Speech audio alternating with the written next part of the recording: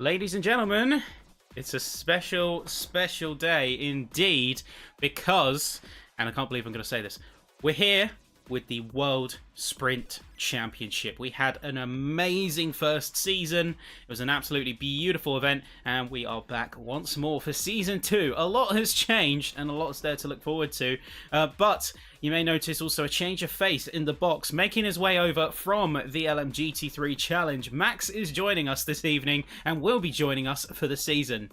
How you doing, bud? Hello everybody, pleasure to be here now gracing your screens on this beautiful Wednesday evening. But yeah, thank you for the warm welcome, Ben. I am here for the remainder of the season, excited to get things going. It's going to be an absolutely amazing season ahead, and I'm good, thank you, Ben. How are you on this Wednesday evening? I'm doing pretty good, and one thing that needs to be said is, of course, it's been a long time coming. It's been an absolutely big build-up behind the scenes as well. So before we go any further, of course, thank you to everyone in GRDC who's expressed interest and is with us tonight for the championship, but also to you at home for joining us after a little bit of an absence and sticking around as we've had other events, we've had invitationals, we've had other little opportunities here and there to do some fun stuff. But it's time for the championship you all know and love. Now, Max, this is a little bit of a surprise. I got told that we are having a giveaway as well to celebrate the start of the season. Oh, are we? I did not know we were having a giveaway to start off this season. Ben, tell everybody at home more, what is this giveaway? Oh, courtesy of our good friends over, of course, and you can see him in the title supporting the championship, our good friends over at Coach Dave Delta. We do have 5 one-month free subscriptions available up for grabs as a bit of a celebration of the season and a bit of excitement for the weeks ahead. So what we're going to do is we are going to spin the wheel for 2 of them here in the first half. As you can see, the drivers are just going and boxing in as qualifying's about to start. But in the meantime, we have our lucky, trusty Wheel of Fortune, our Wheel of Names. Now, this is everyone that has entered into the championship, and you may hear the cars preparing in the background, but we're just going to turn them down a little bit as the first 2 of the 5 are going to be given away. Now, we're going to spin that wheel, and the other 3 will be given away at the end of the race. So be sure to stick around to the end. And the first subscription of the 5 is going to go to Richard Vickers. He's driving out there tonight. We know we've got his camera, and we'll talk a bit more about that later. But Vickers, congratulations on being the first to run and get yourself a 1-month subscription to Coach Dave Delta. Number 2. Let's spin that wheel here. Who's it going to be?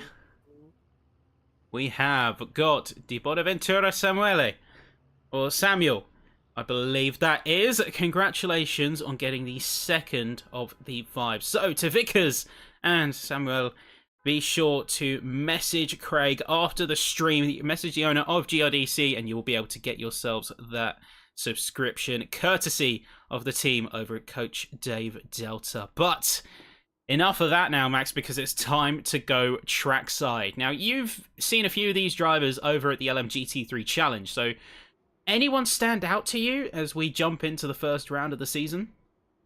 Yeah, there are a few names that jump out to me, especially in that LMGT3 field. The likes of Jordan Biddle, Alistair Ramsey, and also Jordan 40. There's certainly some contenders in that LMGT3 field. And also some names in the Hypercar category. The likes of Paul Garnham and De Vries, they could potentially throw a few punches of their own to potentially cause an upset at this early point of the season and get their championship off to a good start. So there's many a name. Of course, I've not seen De Vries or Garnham in a Hypercar. I've only seen them in the GT3s, but they are very quick drivers in their retrospective category there. So you never know. They could be more comfortable in these Hypercars. That's why they've gone for it, and they certainly could throw a punch. Certainly can, and interestingly new for this season. So rather than having the split view the entire time, we're introducing the roving reporter. Now, the roving reporter is something a little bit special. All the drivers have jumped in and given their individual perspectives. So rather than having one fixed perspective, we can jump to whoever we want almost. Of course, it is dependent on the drivers submitting their views, so not everyone has got the machinery to be able to run it. But, for example, we're on board with Bahrain right now. We can switch to Starkey, we can switch to Vickers, and many others as well. We're not going to have everyone, as I know that a couple had technical issues, but we're going to have so many more opportunities to keep up with fights across the field now. Oh yes, we certainly are. It's a really good addition, this roving reporter. So of course we could have one of the battles on the screen and you can have another one in the corner that everybody else can still keep an eye on at home. So as we're about to get this qualifying underway, I think Hendrik de Vries is the first driver to be setting a lap time in the Hypercar division. Of course, 10 minutes of private qualifying for each driver. Everybody's doing it at the same time, but they get their own track to themselves. De Vries very wide through turn one. I think this lap is really just building in those tyre temperatures. In a Hypercar here, Ben, you need to get those tyre temperatures in nicely. You can't really go on a push on that first lap because the tyres are too cold. You won't have enough grip and you can see yourself spinning into the wall. So these opening few runs should just be all banker cycle laps, getting the tyres up to temp and into that peak window. So I'm not really expecting anything too representative just yet. Yeah, it's going to be early days, of course, and one thing that is clear right out the gate is a couple of updates as well to the cars. You'll see that contrary to Season 1, we have got custom liveries for the teams. Everyone's got their individual driver numbers now as of 1.0.1. So we will be able to have a much better time being able to distinguish who is who on the grid. And we're on board now with Rios, as De Vries was still going for a bit more prep before he decided to go on his run here. We've got Rios here in the 963, and he's going to be pushing in the OMSR car. We are going to have 3 classes competing in WSC. You can see right here on your screens we have got LMGT3 Hypercar and, new for this season, LMP2. Now those LMP2s, they add an interesting extra third element to the mix.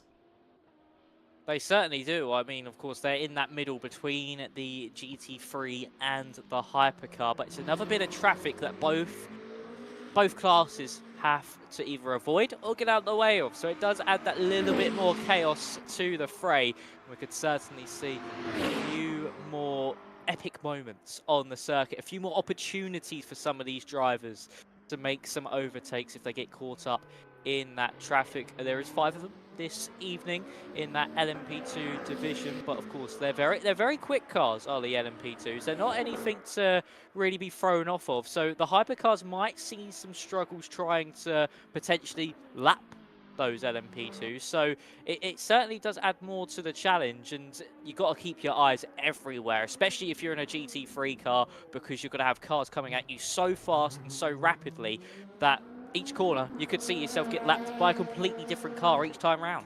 Yeah, and so you've got to really have your awareness, as that multi-class dynamic is only going to be expanded in more and more ways as more cars now making their way through I believe it's the Ligier chassis.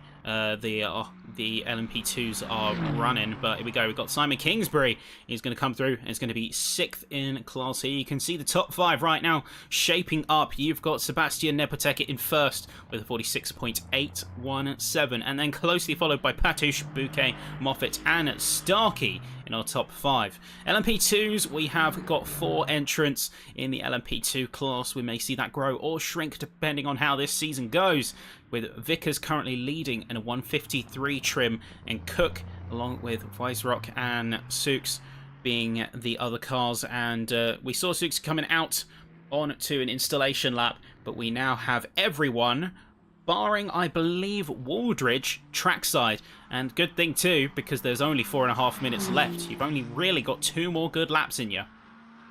You certainly do, and this certainly is crunch time, so you've got to put all that tyre temperature you've just built up over the previous 2 tours now to use. This is where you want to start to put in those hot laps. You've only got 2 attempts, 2 stabs at the cherry, and this is certainly where you need to utilise it. The LMP2s are actually the Orica LMP2s. They are just the all-round car in any form of motorsport, in sim racing and real life as well. They just have a cut above the rest. But in this hypercar division, Nepotec now heading through the first sector split. It's actually Bouquet now goes top of that hypercar division. Of course, the times will be tumbling thick and fast, and drivers are all around the circuit. So you might think it's over, and someone else just pops to the top of the times in their respective divisions. So for Nepo into the turns 9 and 10 left-hander. He was up on his lap by around about a 10th. He still is coming out of that corner, so seeming like a good lap time so far. This would take him back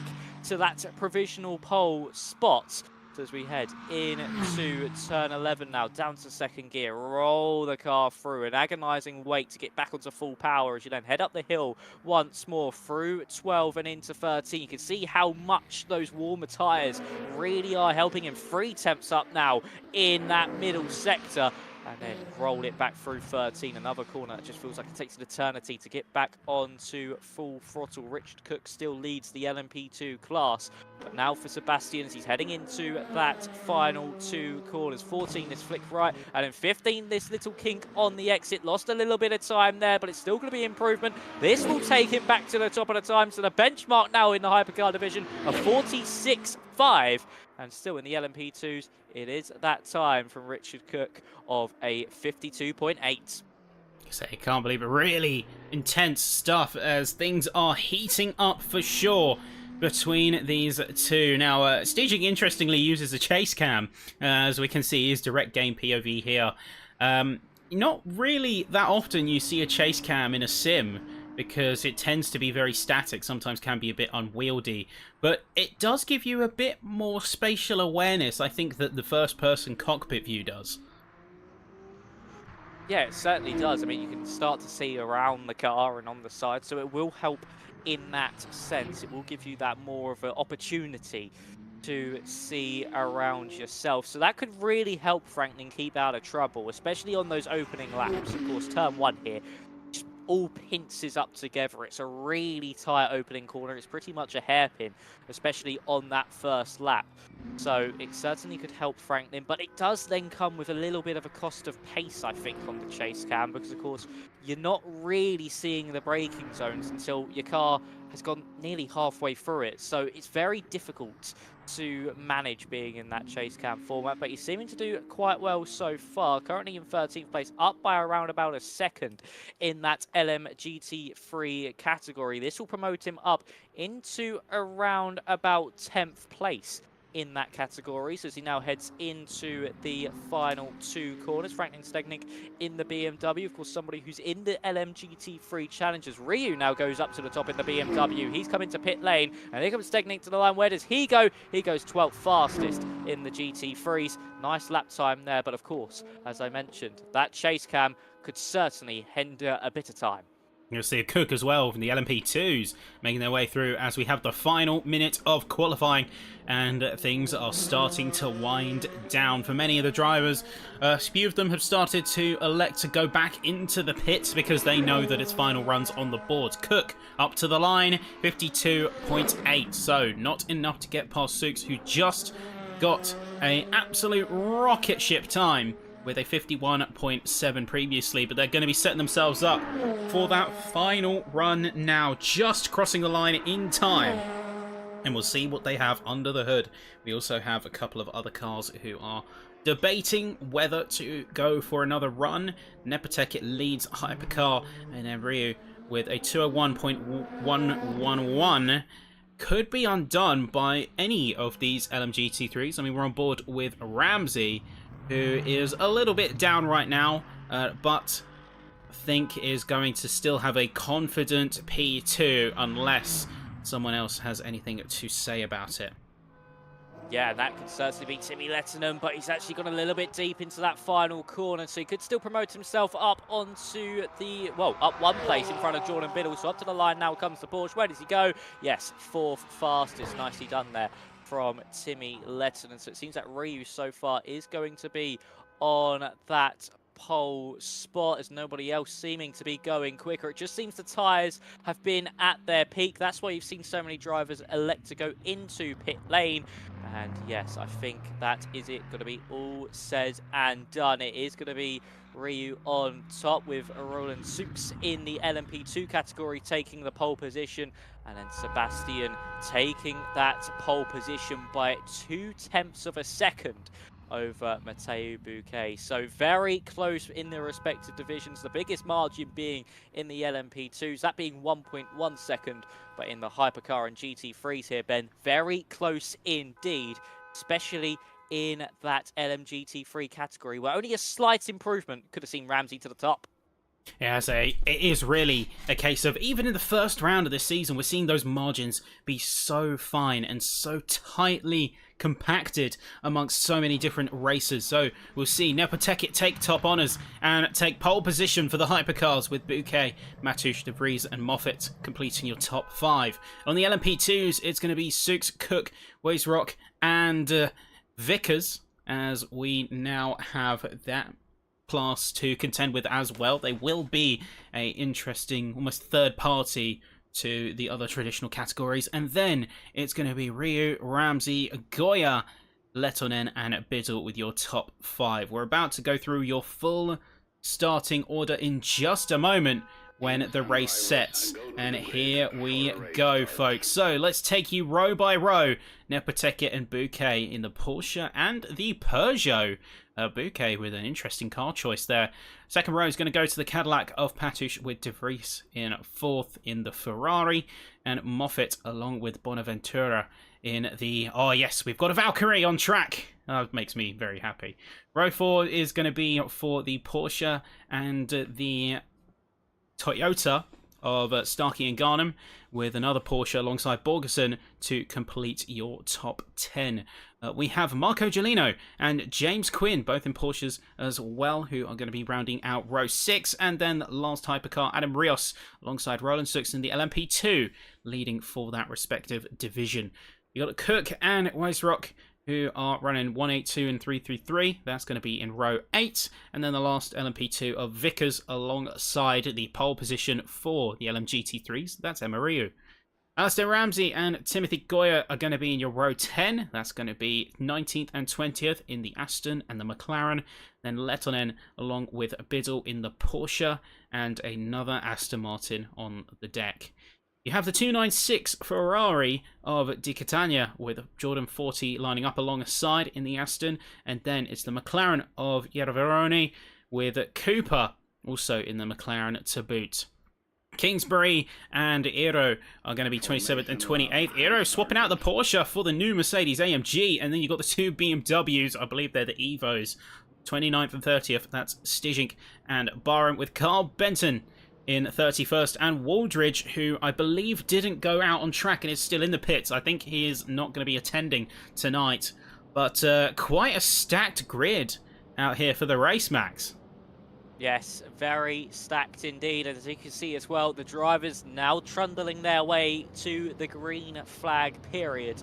Let's see who is going to get the best launch in each respective division and how this first lap of the season is going to shake out. It's Sebastian and Mathieu Bouquet on the front row.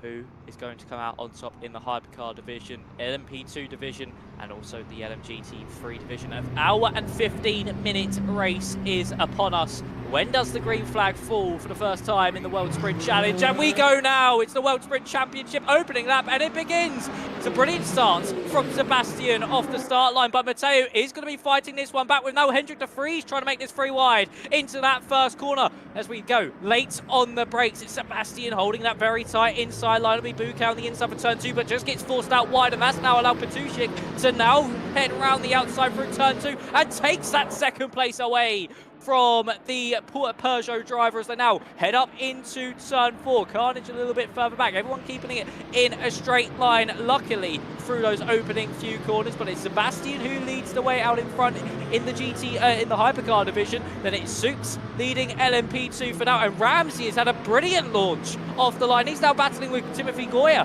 heading into turns 5, 6, and 7. And it's Alistair Ramsey who leads the LMGT3 category as well. A dream start for all the pole sitters, but Emma in the LMGT3s.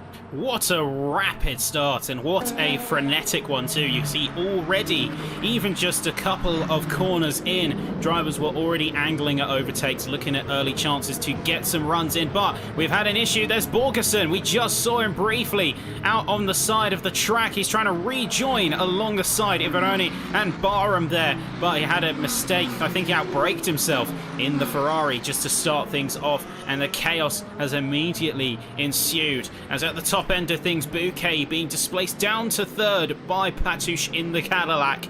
They're going to have a little squabble of their own, but this is going to allow Nepotekit to get away. It certainly is. They need to just stop focusing on the squabbling. Of course, we've still got a long old way to go when we cross the line, about an hour and 13 minutes.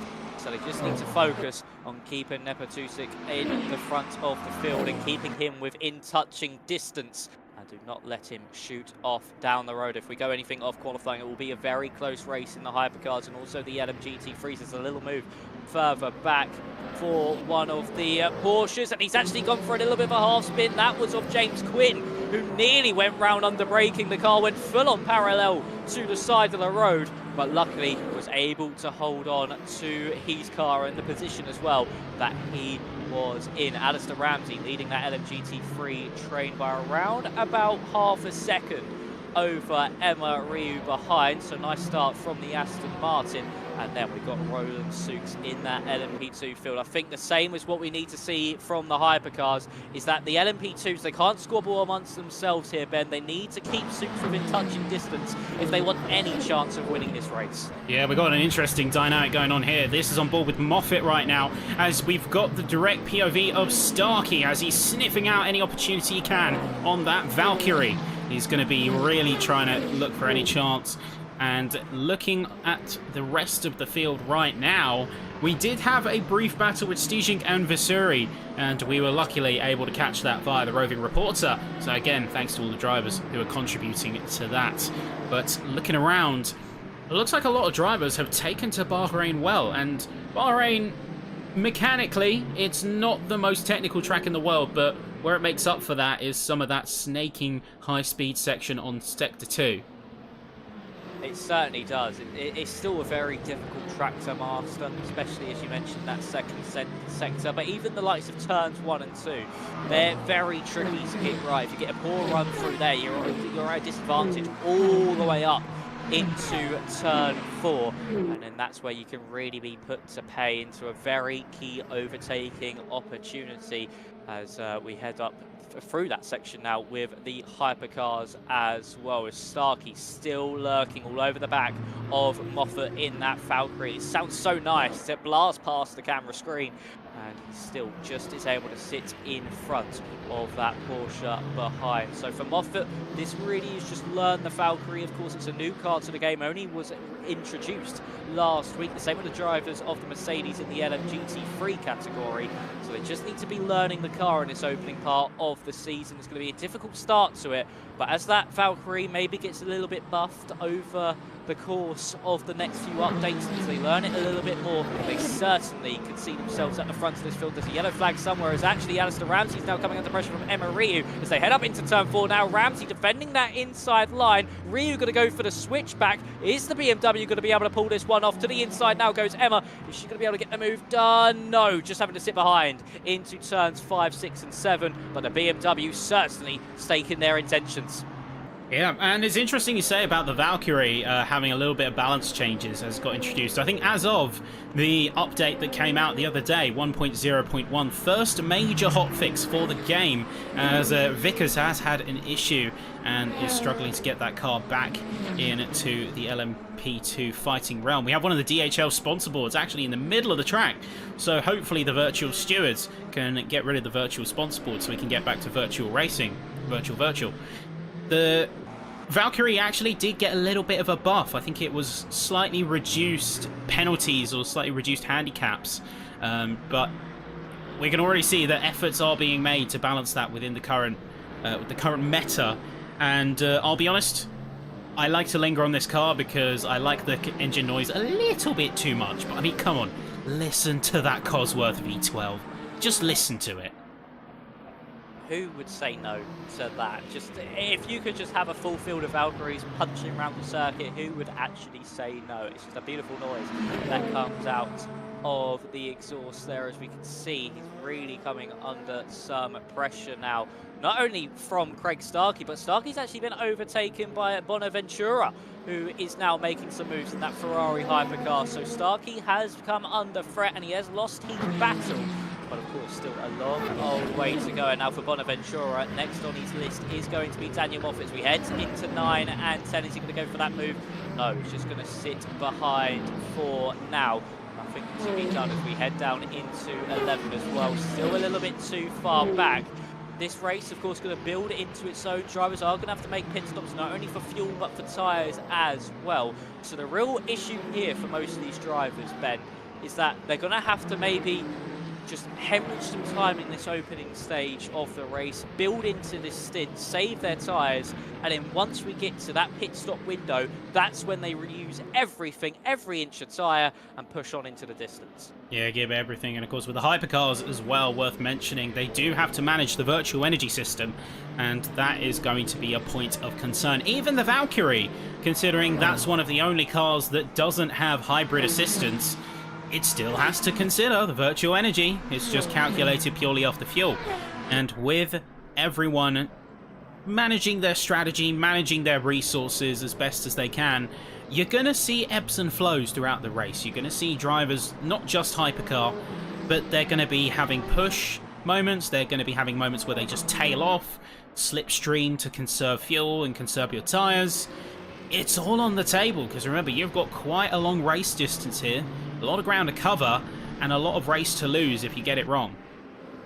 Certainly is, and also talk about getting it wrong as well, is if you get caught in some traffic and you can't make your way through, it can certainly put you either under some threat or give you an opportunity to make an overtake on the car in front, no matter what division you are in. It can bring maybe an opportunity for someone in the LMGT3 category that is getting lapped. The driver in front maybe just being hindered slightly through potentially the S section, give you the momentum down into turn 8, move done there. So there's still plenty of opportunities in this race, and that's why it will keep ebbing and flowing as drivers make their way through the traffic, as the battle for the LMGT3 race lead rages on. Not only is it Emery behind Alistair Ramsey, it's Timothy Goyer as well, but Ramsey under pressure once more as we head up into turn 4. Emma is going to be all over the back of him here. Ramsey having to maybe defend the inside line, comes across really aggressively, the BMW all over the curb. Some contact made there between the front and rear end of the Aston and the BMW, but luckily for Ramsey, he lives to see another day. And what we know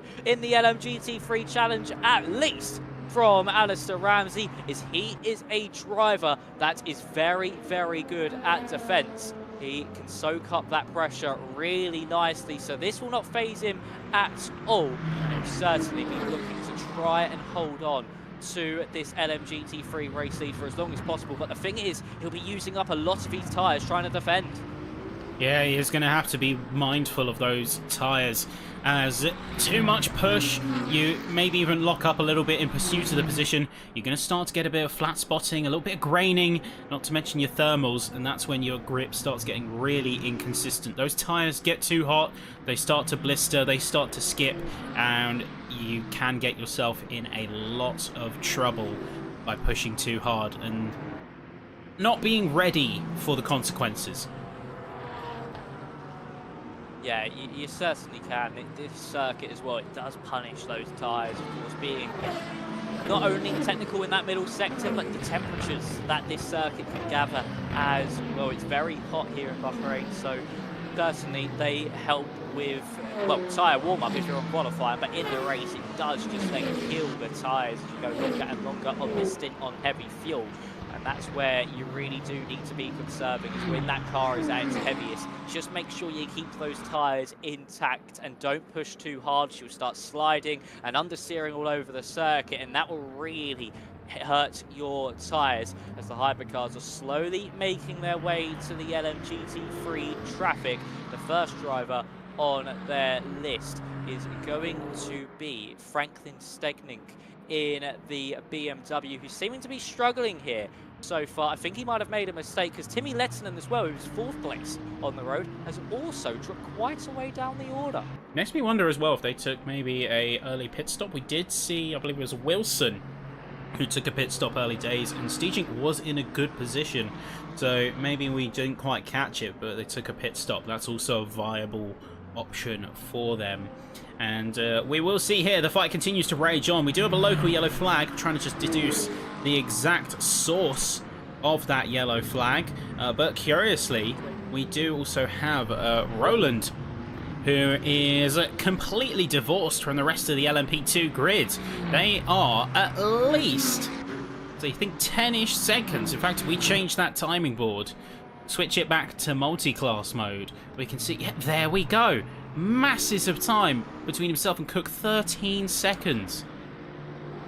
Yes, 13 seconds for Roland, and I see why we have that local yellow flag, and it's for James Quinn in the Porsche Penske number 5. He's off the road and missing his left rear tyre, so really unfortunate there for Quinn. Was running a decent race in around about 9th place. I don't know if he's had any contact or just maybe caught out under braking. So he's gone straight on that final corner, and unfortunately he is going to be our first DNF of the evening after a big impact into the wall. So I really want to know what might have happened there, because that is a very unusual place to go off here, Ben, especially at that speed, to go straight into the wall like that. So did he get caught out, or was there potentially a failure in his own rig that might have caused that? It could be either or. We're no stranger to having technical issues with some of our drivers in rounds past, and certain drivers I know, they have very expensive, very complex setups. Some racers are running ultra wides. I think we've got one driver who's running 7640 by 1440 or something ridiculous. We've got drivers who are running VR, triple screen setups, the whole lot. And so it's very easy for things to go wrong, and I wouldn't be surprised if something did go wrong there. Maybe there was some kind of technical issue, technical faults. We did lose Lettinen at the start of the race because his game crashed, and that's why he's so far down the field compared to where he expected him. But it can all happen. Any manner of issues can arise during a race, and I feel like we've had our first victim tonight. Unless, of course, Quinn comes up and he does confirm for himself exactly what happened. We certainly need to know what happens there before we can put any blame on to anyone. But the Hypercars have reached that LMGT3 train of cars now, and they're slowly making their way through it. They're trying to get these cars a lap down. It's taken them around about 15 minutes to do so, to catch up to these drivers.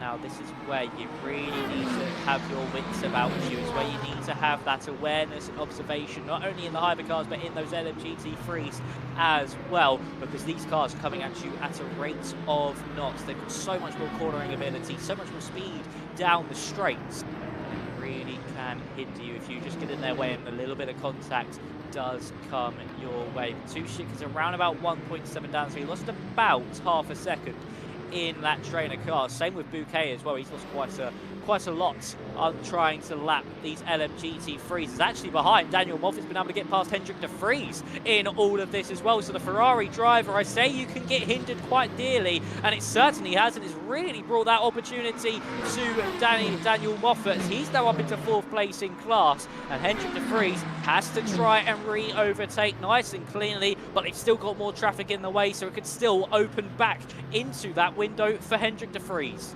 Yeah, still plenty of time for things to go down. We've got an hour left here, but there is, of course, going to be that question mark over what I do now, because we're actually seeing from multiple perspectives, as we've got Starkey on the roving reporter. You've got the GT3 traffic, which is now going to pose an issue, not only for unlapping yourself and getting around the cars, because remember, the hypercars, they're the one that have the burden of getting around these GT3s safely.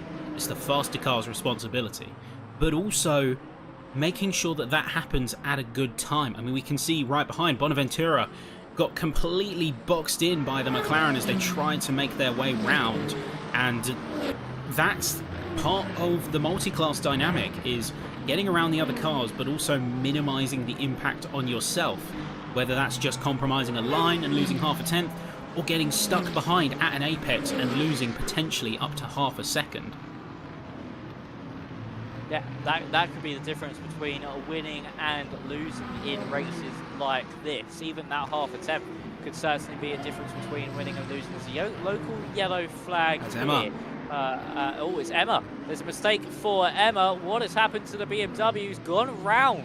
So for Emma, who is second place in class, has unfortunately seen her miseries begin and is now falling down to sixth, now potentially falling further back. No, that's Paul Garden lapping the LMGT3s, as now she's in a battle with one of the McLarens as they head into the right-hander of 14 and 15. You can see there is one of the hypercars just going around the outside there, just trying to keep it on the road, trying not to make any contact indeed. But for Emma, that is disaster early on, fighting for that race lead. Now have a whole lot of work to do over the next hour. Yeah, that's going to be behind Gavarone in the McLaren right there. You can see going very defensive, but the Beamer's got the inside line, not afraid to get the elbows out, as we've seen a couple of times through this race. Definitely not afraid to get the hands dirty, and you can see in the 91 BMW is able to get round and smoothly execute, just coming out that first complex of corners on the start of lap 9 for him. You can see one of the Porsches as well. I believe that is Adam Rios now trying to lap past these LMGT3s. You can see making their way around. Just this is exactly what we mean, though. This is not a section where you can go side by side with another car. So Rios is really stuck in the weeds, because this is a lot of time left on the table for him. It certainly is, and again, that's a position that could potentially be gone at the end of the races. Here goes Rios now to the inside of not only Clemente, but also Emma as well, but not able to get it done again. So it just shows how much time you can really lose in situations like this, especially if you're in that critical battle at the front of the field. You can lose a whole heap of time, and there we go. There goes Adam Rios through, down in 10th place in the Hypercar division, and is currently second to last in that respective division as well. So still a lot of work to do. He's around about 8 seconds off the back of the next car. I say that Paul Garland's made a mistake on the exit of turn 12, a spin out of the corner, and unfortunately for Paul Garland, he's dropped from around about 8th place, now potentially down to 10th, as there goes Adam Rios on the outside line. He makes his way through, and unfortunately for Garland, that is the first mistake we've really seen from any of the hypercar drivers so far this season, and it has come from the man in the Toyota. Yeah, and it's a little bit of rough innings there for Garnham. He's going to leave him in the dust of Rios, and now being also in a position where he's having to potentially relap the same GT3s that he might have been just about to catch moments prior. See, making his way around the Aston and the Ferrari here. I've got to give a shout as well to all of the custom liveries. These cars look absolutely dashing. I mean, one that stood out to me earlier, and we highlighted this, although it didn't say much, the cream egg livery of Vickers, masterclass. This is beautiful.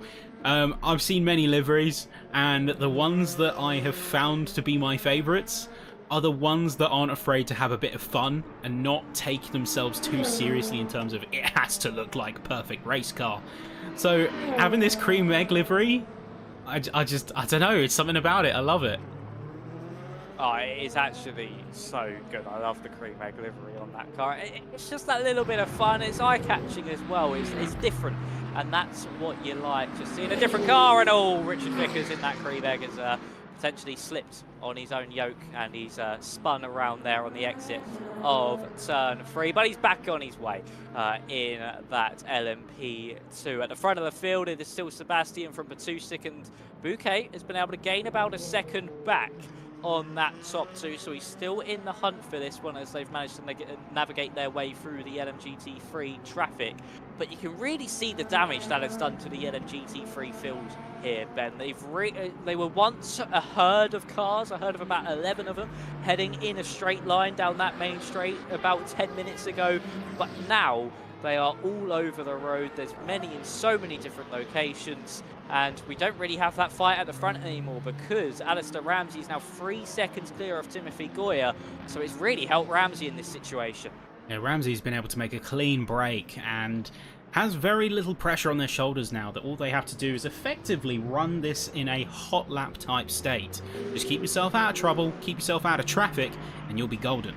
Now, I will comment that that wasn't the best egg pun, but yeah, we'll take it. Say, talk about throwing egg on a guy's face when he's down, but certainly is a good example of how drivers can just pick themselves up and keep going as well.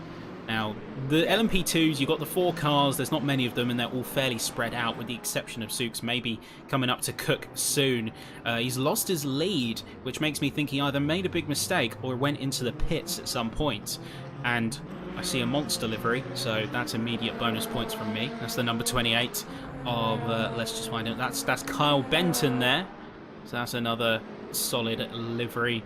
Well, I'm sure we'll get a chance over the season to really appreciate the full paint roster we have on the circuit. No, the LMP2s have always been an interesting class. They kind of slot in this sort of weird middle place, but they certainly know how to produce some amazing racing, as we do have Roland chasing down on Cook right now. It's just a single LMGT3 of Jordan 40 that stands in his way, and you can see the GT3 is going to yield to one side and allow him to get by. Yep, certainly has done. And I think Souks might have been caught up in maybe an incident or a mistake of his own, because he's not coming to pit lanes. He would be a lot further back on a Richard Cook if he did. So I don't know if he's been caught out by this traffic maybe that has been able to come through, because it's quite an odd one to see. So potentially for Roland Souks, it's just a case of him making an uncharacteristic error in that LMP2, and that's now allowed Cook to be in that lead. But you can see how quickly Souks has charged him down over the course of these past few corners. I wouldn't be surprised if we see into turn 1 that Premier Racing livery zooming by and making his way up to that race lead in the LMP2 division. You can see how close he is now, tucked into that slipstream. He'll pull to that inside line. You would think, would Cook fight it, or would he just let him through, knowing there is a bigger picture to all of this, with still 50 minutes left on the clock? Souks to the inside line, and he gets through nice and easily. Not much of a fight put up from Cook there, but I do really think that he's thinking more of the long term and not really using that tyre too much or the fuel to have a squabble at this stage of the race. Yeah, well, if you want to have a squabble, by all means go for it. Just don't get too immersed in it. Don't make that your entire campaign for the session, because a 10th here and there, sure, fine. You get the battle done. Maybe you're running suboptimally for a couple of laps, but you pick yourself up again. It's when you get embroiled in a 10, 20, 30-minute fight that you are going to well and truly maroon yourself from the rest of the field, and it can get you in some serious trouble when that fight eventually ends, be that on position or on strategy, and then you are just left in your own pocket of the race with no way to move forward. It's something that has caught many a driver out in the past. In Season 1, in GT3 Challenge, and if you're not careful, no doubt here as well. Yeah, exactly. It's just really a thing where you go for your own pride. Of course, you're trying to keep that race lead, but you got to think of the bigger picture, not the short term. And you can't get caught up in a squabble that can potentially hinder your performance at all. That's why you may see some drivers just like what Cook did, letting the other car by, and Souks with another mistake.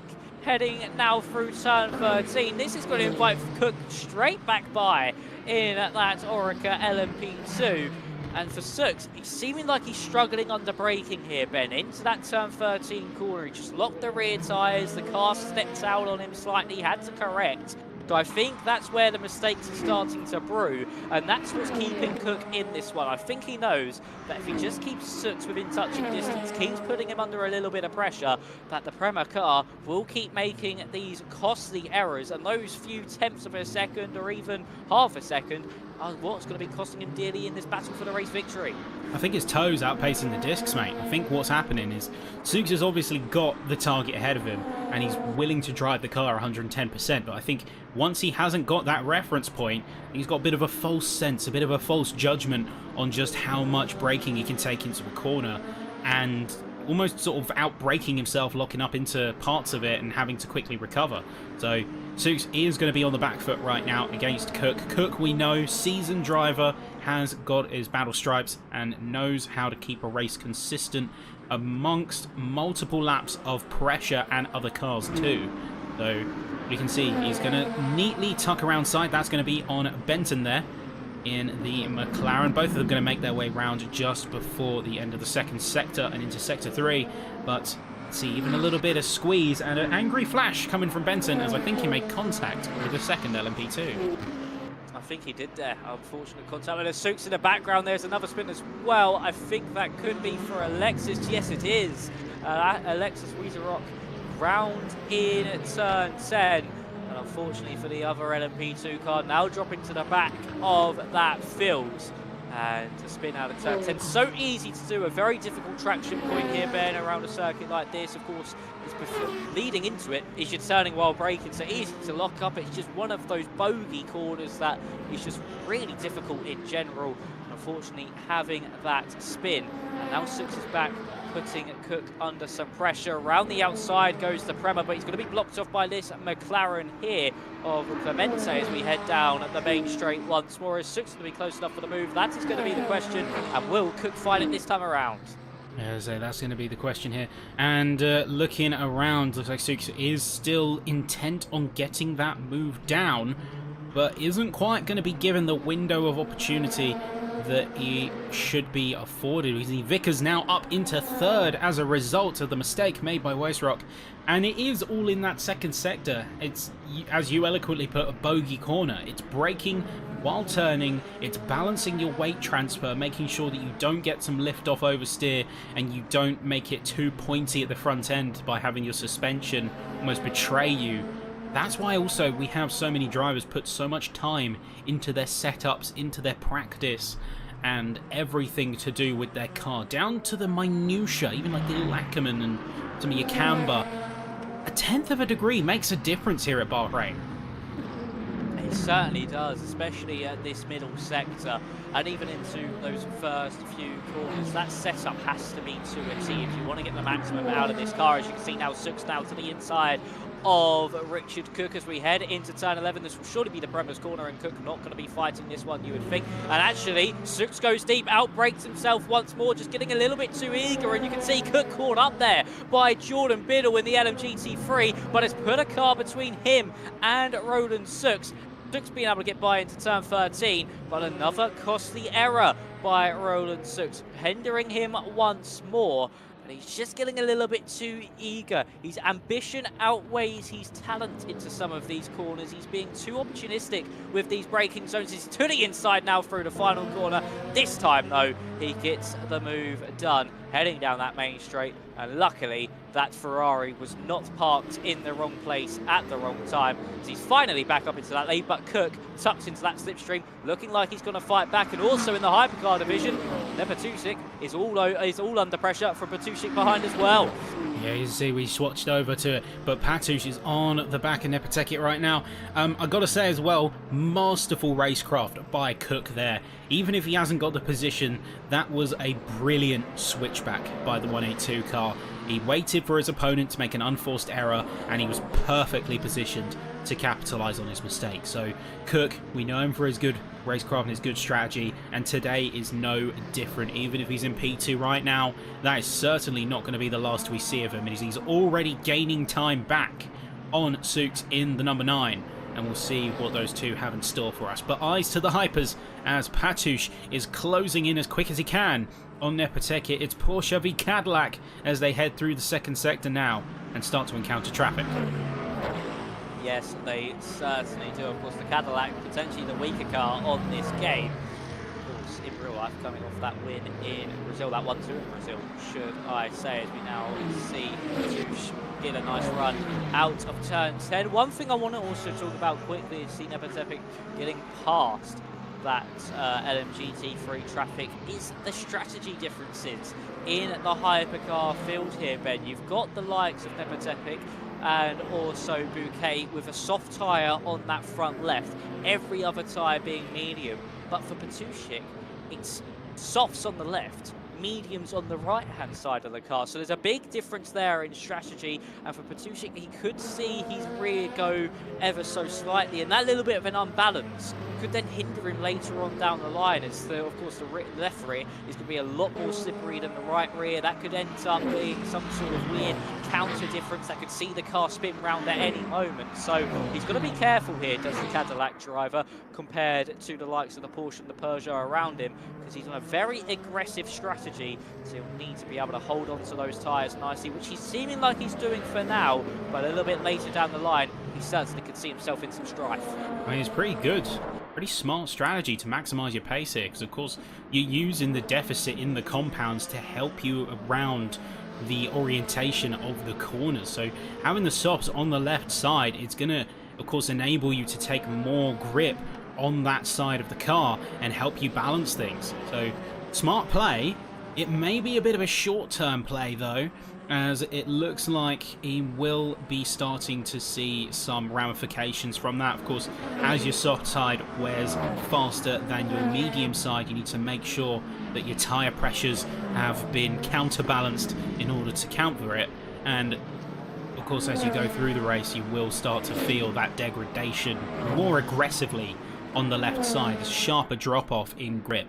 So hopefully Patush has got this one under control and he'll be able to get back to Nepoteki soon before his luck runs out.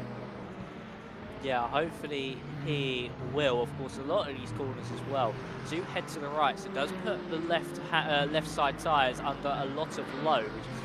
Could really see a big drop-off in degradation. I don't know if he's actually got an engine issue as well. A little puff of smoke trailing out of that Cadillac. I don't know if that's just on my end. I think that might be brake smoke.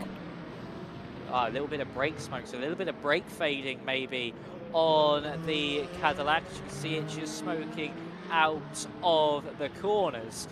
So he'll need to be wary of that as well. His brakes are overheating slightly. He will need to do a bit more Lyco, a little bit of lift and coast to keep them nice and cool. Don't want to overheat those, because if you lose all braking performance, you're seeing yourself go straight on into a wall. So that's another thing that the Cadillac has to look out for here, Ben. Yeah, but there's all these different factors, and why the Hypercars are the highest skill ceiling in terms of the World Sprint Championship, because compared to, say, the LMP2, semi-comparable pace, but in exchange for that top class moniker, you're dealing with the virtual energy, you're dealing with hybrid systems, you're dealing with everything else that comes on top, as well as of course having a harder car to handle. It's all of these decisions, all of these variables, from tyres to fuel to virtual energy, that you're having to negotiate and tackle and make these split-second decisions on what you want to do. This really is something impressive, and of course we can sit here in our armchairs and say, you should have done this differently, you could try to do this differently, but in the moment, as a driver, without some kind of engineer helping you with those decisions, it's such a difficult task to handle it all. It certainly is. I mean, you've got, as you say, you've got everything going for you. You've not got ABS either, unlike the other cars, the LMP2 or the LMGT3. And you've also got to look out for the battery as well. You've got to manage that down the straights to get the best deployment you can, be as fast as you possibly can be down those straights, and then recharge it through the corners. But you've got to do that while also turning into those corners, or heading down the straight, potentially going for an overtake. You really are always doing something in a hypercar, be it management or just overall performance-wise. You're just always looking about, fiddling with different knobs on your steering wheel or different buttons as well. So it constantly changes in cars like this, and you can really see Patush's struggles as he's dropped out from around about 3 attempts back to 2.3 seconds back now from the leader of Nemoteket. So he really is starting to struggle, and maybe that's where we're seeing those brakes beginning to fade. Of course, we're going to see some pit stops rather soon, probably within the next, I would say, about 20 minutes or so, potentially less than that, maybe 15 minutes. We'll see some pit stops where the drivers will have to come in, change some fuel, and surely change onto a fresh set of boots as well. But with the Cadillac struggling with some brake issues, you can see into turn 10, really going deep into the corner. This really does open the door now for Nemoteket to really build that gap. Yeah, as I'm looking at the sector-by-sector breakdown, Patush looks to be faster, well, slightly faster on Sector 1, but it's Sector 2 where everything seems to fall apart. So that either indicates that Patush maybe isn't feeling super confident in the car right now, or alternatively that there is some kind of issue, whether that's the grip or the platform, that is forcing him to drop down in a significant way. You can see just came through Sector 2 times, 7/10 slower than Nemoteket. So there's certainly a bit of a factor going into that part of the track. Certainly is, and I think also it could be down to the fact those left-hand soft tyres might just slowly be beginning to degrade and fall off that cliff a little bit, and potentially just see themselves lose all sorts of performance.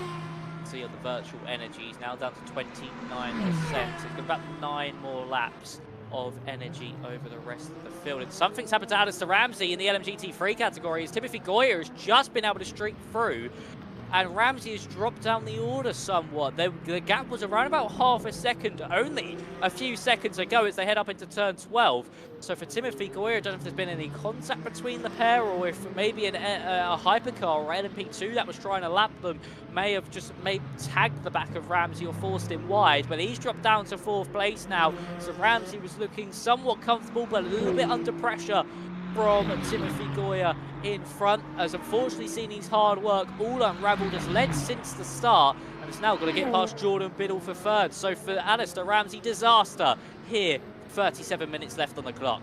Yeah, there's still time to make it up though. So I would not count either of them out yet. I mean, looks like they are running together considering the parity in their race liveries. So we'll have to wait and see what becomes of them. And of course, if they do get to the top step, then we'll get a chance to talk to them. So with interviews this season, also worth noting, we are going to be interviewing the winner of each category as opposed to a standardized top 3, just because we wouldn't have the time to be able to go through and also capture anyone else that we wanted to have a chat with during the broadcast. So looking at your top 5 at the very least for now, Nemoteket being able to pull out a gap to Patush now to 3 seconds as they continue to hold their dominance over Sector 2.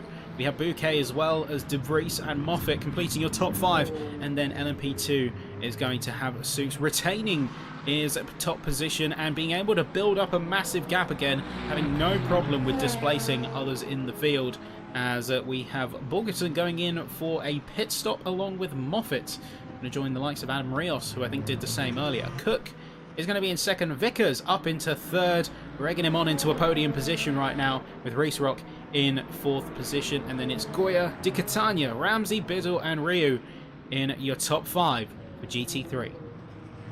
Yeah, very, very different orders throughout the field, and a lot of pressure being put on Richard Vickers' shoulders. Hopefully he does not crack underneath it. So as you see Paul Garland lapping said Richard Vickers heading down the main straight.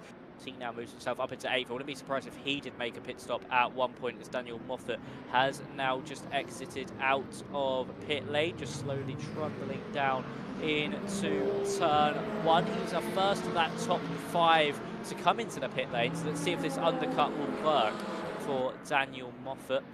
And of course that Valkyrie powers its way into that first corner This is now a real race of attrition and strategy.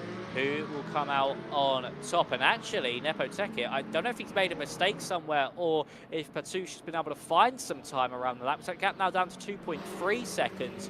So as we say, this race will certainly ebb and flow. So maybe Patush just holding back a little bit of pace, conserving those tyres, and is now back on his A game, trying to fight back against the Porsche in front. Yeah, well, the Porsche had a second loss in Sector 1 last time, so I think maybe outbraked themselves or briefly lost the traction on the back end. But having recovered themselves for the most part here, it looks like now Nepoteket is going to be on the back foot. The confidence has wavered, and Patush is still there.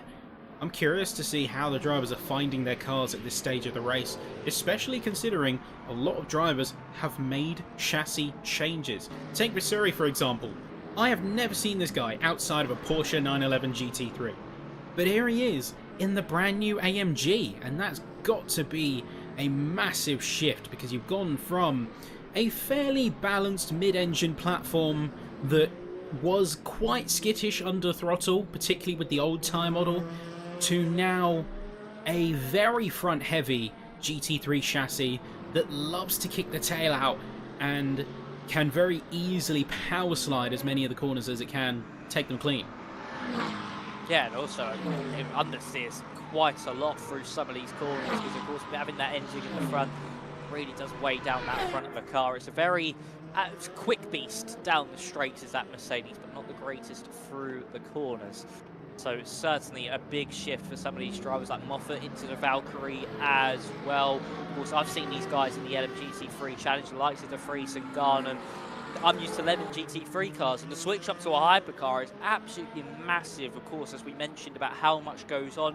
But overall, the characteristics of the car as well, you've got more power, the cars are a little bit more floaty, you've got a bit more response as well from the car into the corners. It's a completely different ball game. So even just changing just a chassis and completely different car into your same respective class, it is still a really big shift and a mental shift because you can drive one car one way, but that will not correlate into the other. So it really is all about trying to understand and learn your car as the laps tick by, and that could be certainly what some of these drivers are doing at the start of this season. Craig Starkey now into the pit lane in his Porsche Hypercar. Let's see where he comes out, especially in relation to Daniel Moffat, who's now heading into the left-hander of turn 11. That's a real battle that could be brewing there. Same with Hendrik de Vries as well. So we really are into crunch time when it comes to the pit stop window here, Ben. And for Craig Starkey, he'll need a quick one. And the question is, what tyres does he change? Or if he changes at all? Yeah, that's always going to be the questions, how you change and your tyre distribution as well, as we've seen with so many cars having an uneven tyre distribution to maximise the characteristics of the track. We've got some drivers who've sort of flipped the script, gone, say, softs on the left, mediums on the right. We've seen mediums on the left, softs on the right. We've really seen it all here. And so it's all going to come to a head, I'm sure, in a few moments as more cars make their way. Vickers is into the box now as Cook was in their Pariah. And we are just going to wait and see what becomes of this race as we head into the final half hour. Yep, the final half hour is going to be beginning shortly, so we'll see what will now happen. 45 minutes have tipped by very shortly. We're really starting to get into crunch time. So, for Sebastian Nepoteket up in front, Patush around about 2 seconds behind as Patush got a little bit held up in that middle sector thanks to some traffic, so that's really helping the lead Porsche. But that's what really makes this race come alive, is that difference with that traffic. With Patush now potentially going to be given that opportunity to close up again as Nepoteket is going to be trying to lap cars through this middle sector and through this S section. It just constantly changes where you find time and where you lose time, but it all does even out eventually. In that battle between Starkey and Moffat, Moffat came out around about 11 seconds clear, so he's got a good advantage in that Valkyrie. Now the question is where he comes out in relation to the Ferrari of Hendrik de Vries. So we'll see where that battle lies as well. The LMGT3 still Goya leading the way and Suits leading in the LMP2 division. So it's still where they were in those divisions respectively. And for the LMGT3s, they've still got to keep their eyes about them, even though we are getting into the end of the race. They will be very mentally drained at the end of this one because cars have been passing left, right and centre, and they've still got their own battles to race as well. Yeah, so it is going to all come to a head in, I think, the final 10 minutes, because that's really when you start to see drivers make the judgment call about whether to continue in their current position or whether they want to fight forwards and see if they can scrape even more at a bit of a risk. Now, we have got Sooks in the pits. He's in the box right now, but he is just going to be making his way out now. So he's going to remain in front and going to keep a lead of about 10 to 15 seconds, I'd say, by the time he gets up to speed in turn 1. But we've also had a lot of drivers who have not really had much of a story this race. They've just kept their heads down and they just got on with it. Like, take Di Catania, for example. We haven't really focused much on them in the broadcast, but they've just had a solid, consistent run throughout this entire race so far. And as a result, they're currently sitting pretty in second place for GT3. Exactly, so it just shows what you can do, even if you're flying under the window and just capitalising on other people's misfortunes. As we see with Catania heading in that Ferrari into the middle sector. We are going to see more drivers into the pit lane very shortly, as they're all starting to struggle with their virtual energy. Of course, the LMP2s don't have it, but the LMGT3s and also the Hypercars do. And that's what separates them from the rest. So we're going to see potentially a pit stop battle between Tush and also Nepo Tekit. We could also see one in the LMGT3s with the likes of Goya, Catania, and also Alistair Ramsey as well, who's looking to fight back after that earlier setback, which unfortunately took him out of that race lead. But still all to play for as we've gone under that half-hour remaining mark. That gap at the front of the field, 2.2 seconds. I wouldn't be surprised if we see Petushin at the end of this lap, because he is running very scarily low on virtual energy. Once again, you can see that smoke pluming out. I think he's starting to struggle with his brakes once more. Yeah, I think I'd say a little bit of tire smoke, a little bit of brake smoke.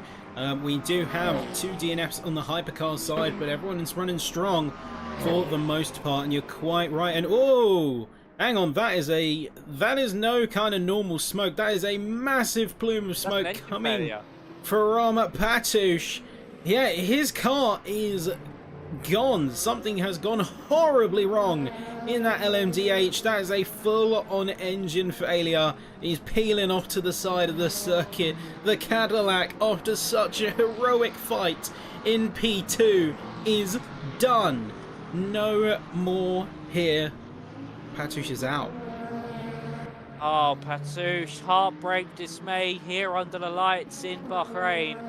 Oh, I did think it was a little bit funny coming out of the rear of the car. Of course, I did think it was brake issues at first, but this now just shows it was an engine issue to begin with, and that's maybe why he was losing time at certain points in the circuit. He didn't have that engine power from it overheating.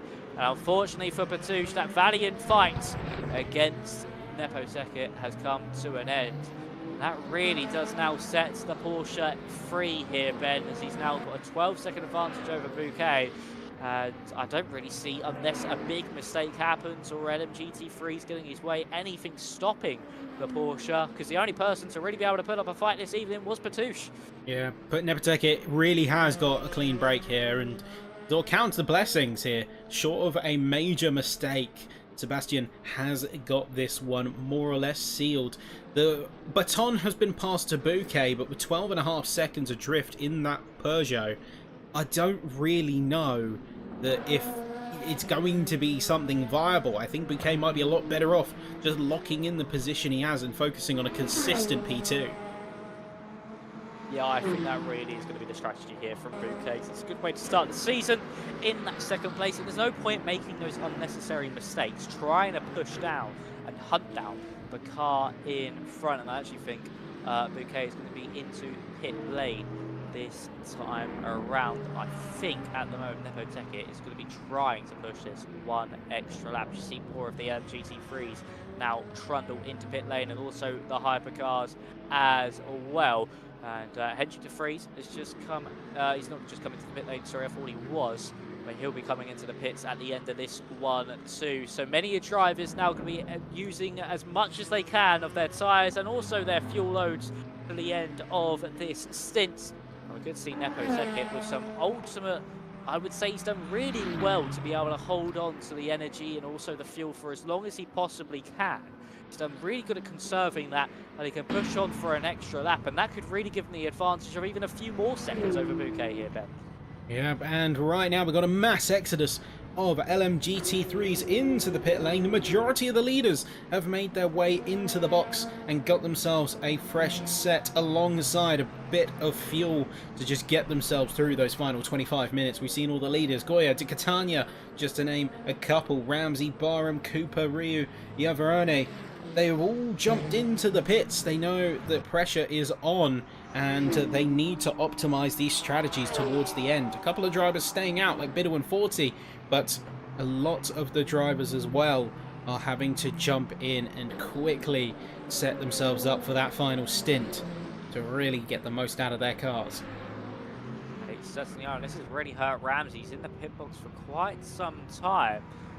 So I think they're trying to repair potentially that damage on that Aston Martin. He's falling further and further back down the order. So for Alistair Ramsey, utter dismay here for this pit stop, and it's just feeling like an eternity for him, as unfortunately he will just see himself really drop out of any contention at all as they try to repair that damage on the Aston Martin.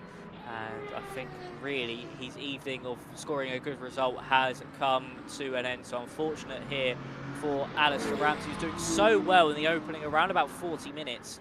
And then unfortunately that incident or mistake that he made has unfortunately seen himself drop out of contention, as Bouquet has actually been able to stay out for an extra lap. De Vries is in pit lane, so this is a big moment here, Ben. Moffat versus De Vries, who will come out on top? And at the moment, with Moffat heading into the final corner, I think it's starting to look for more and more into the favour of the Valkyrie.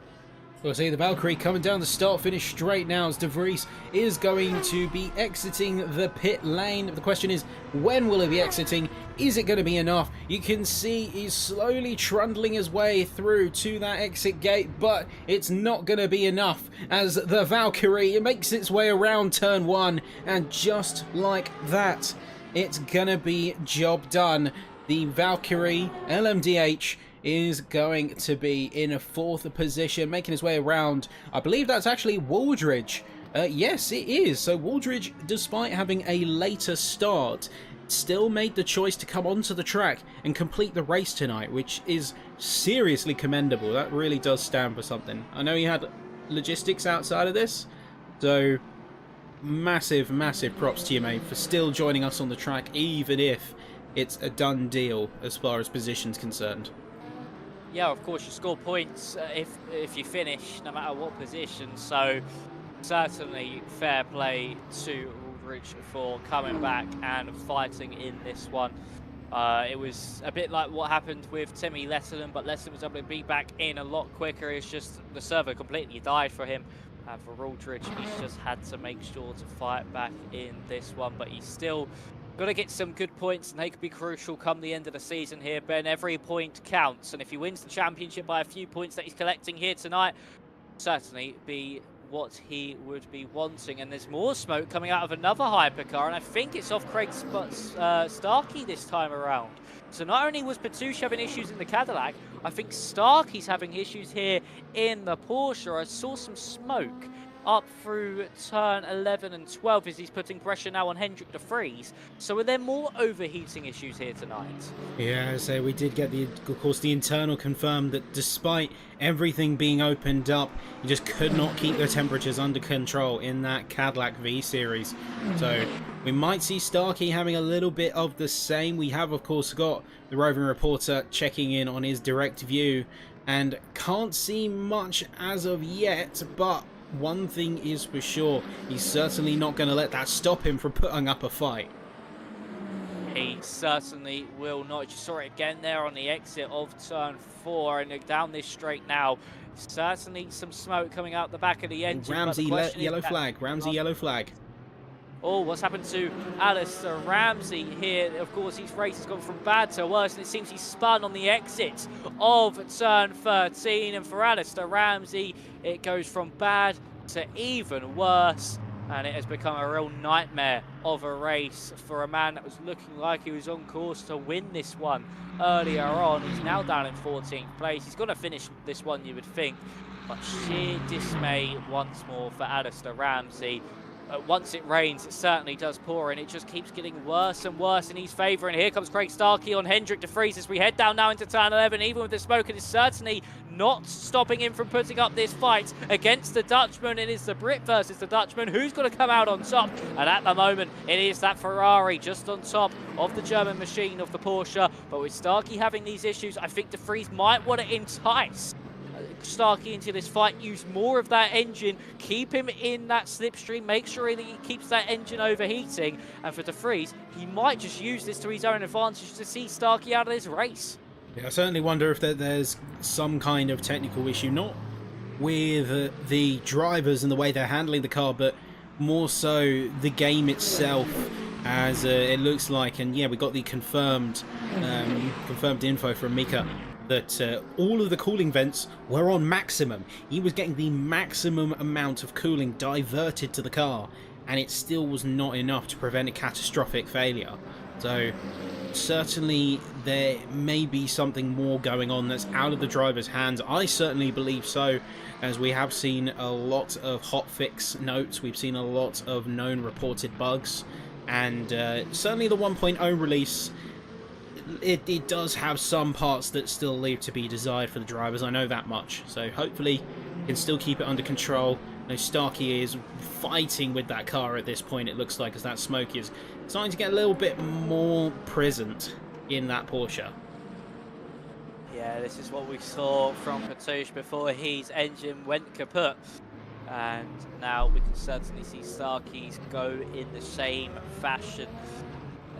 I do believe this is a game issue, because, as you mentioned, because it's not really, you see these engines do blow up, especially if they've got maximum ventilation to them. Even the hot air in Bahrain doesn't see the engines go up in smoke, as you actually see a brilliant move here from Starkey. Put de Vries under that pressure, going around the outside now through turn 12. Can he pull this one off? If he could have done that, would have been a beautiful and bold move against Hendrik de Vries, who's now being held up by one of the GT3. Starkey, if he get a good run out of here, could see that move into the final corner. Is he going to pull to the left or to the right? De Vries defending that inside line as tight as he possibly can. Starkey now putting to the left-hand side. There's a local yellow into this final corner. I think it's for one of the LMP2s who's made a mistake. Yes, it is, and that is for Richard Vickers.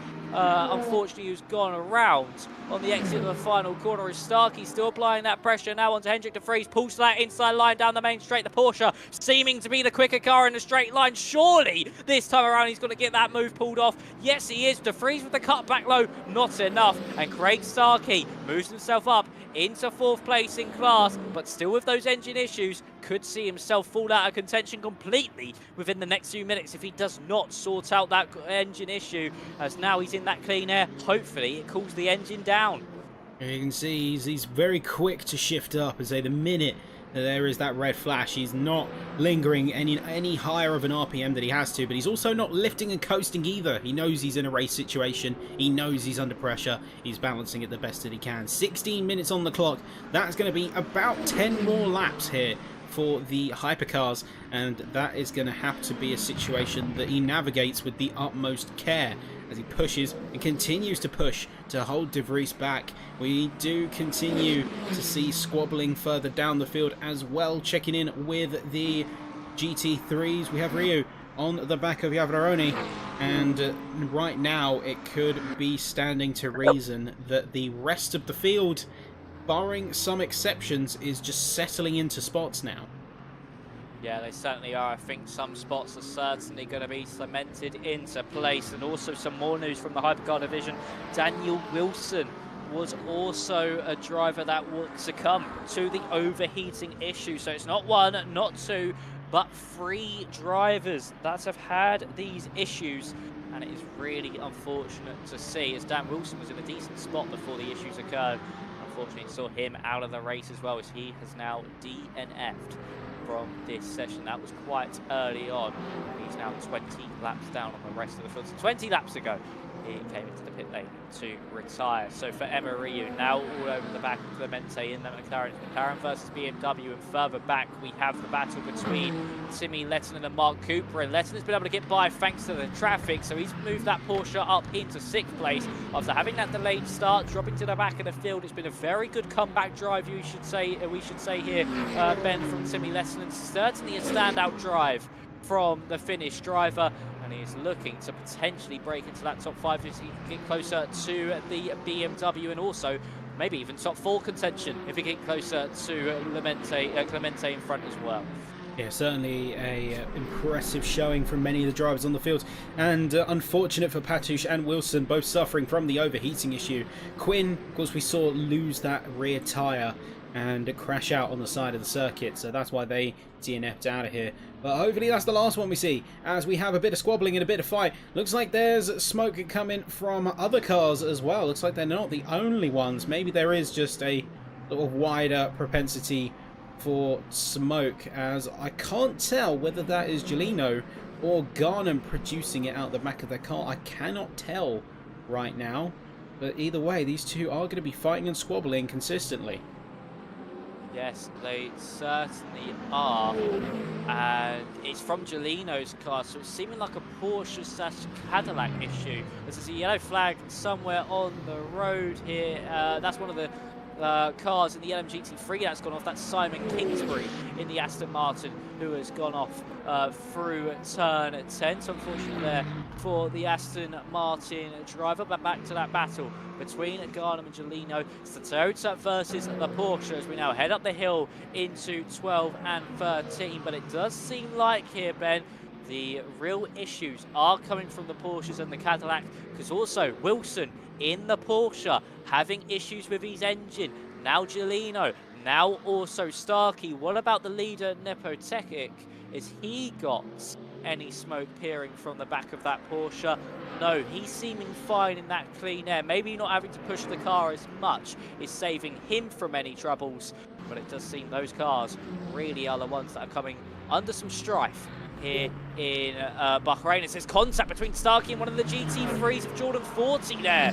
It's unfortunate for Starkey trying to make his way through, having a little bit of contact with the Aston Martin. Yeah, a little bit of rough innings there from him as he's just trying to keep De Vries at bay. He knows the kind of fighter and the kind of driver that De Vries is. Of course, from season 1 in the Cadillac, he knew that he did have some pace on his day, and the Ferrari is a more of an all-rounder platform. We're very lucky in LMU that every single car does genuinely feel different. As you see Waldridge on the side of the circuit there, taking the runoff and outside of the track limits. But every car genuinely does feel different around this game. You can pilot a Porsche, you can pilot a Ferrari, you can jump into the Glickenhaus, and they all feel substantially different from one another, or at least enough to where they are unique experiences to drive in their own way. And so I think De Vries jumping into the Ferrari will be good for him this season, and I think we're already seeing that. He's really taken to this new platform well.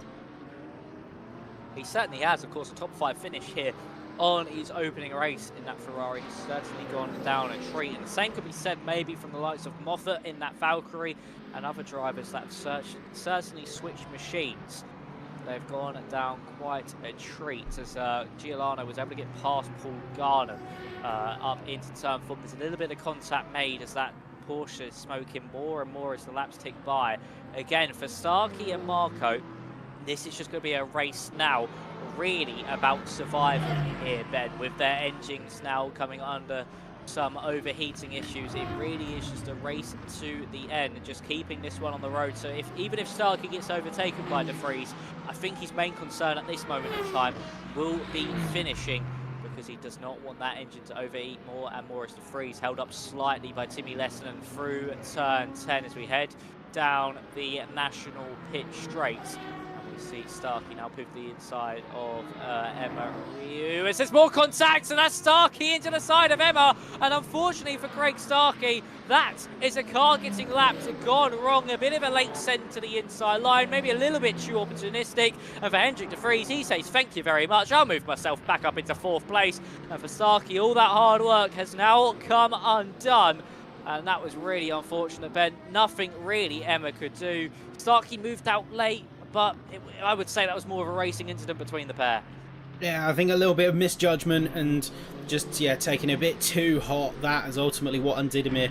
And he's not entirely out of the fight either. He's still got 3/4 of a second between himself and de Vries, which he can certainly make back up. He recovered really well in that sort of final bit of the 3rd sector. It was actually quite a few tenths faster than de Vries, who I think took a bit of an avoiding action.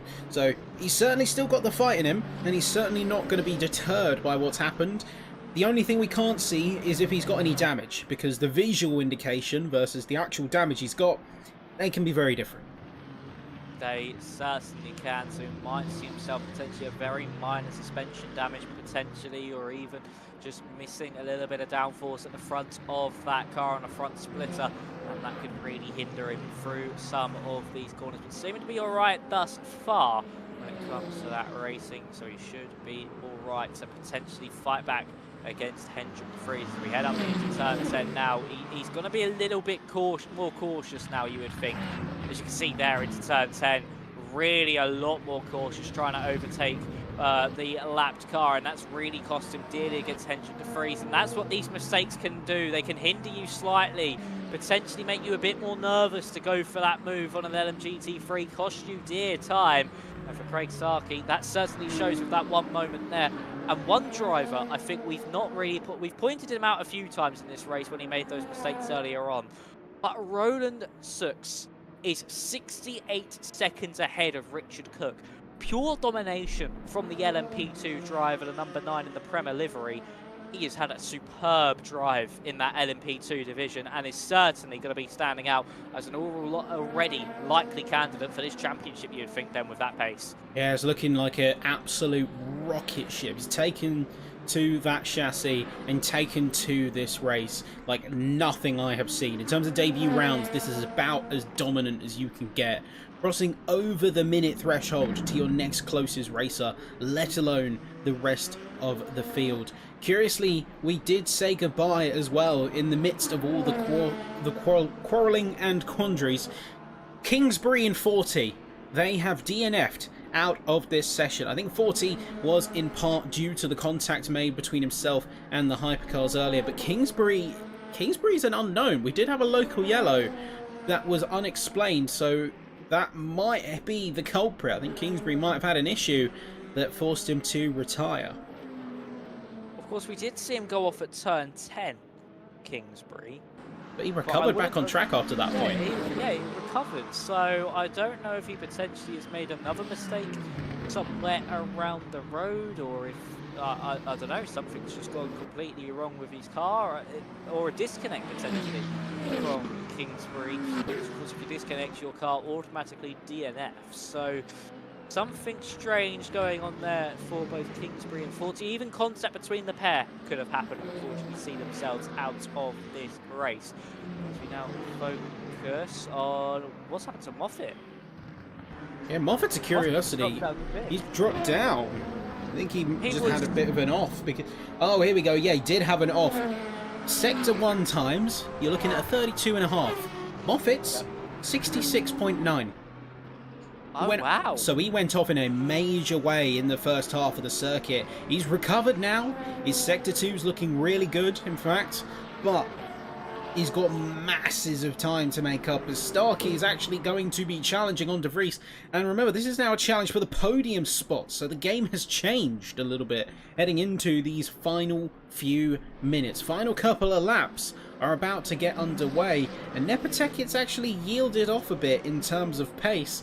Patush had the fastest lap of a 47.3, and I don't think he's going to be beaten unless Nepotekit has some magic in the tank.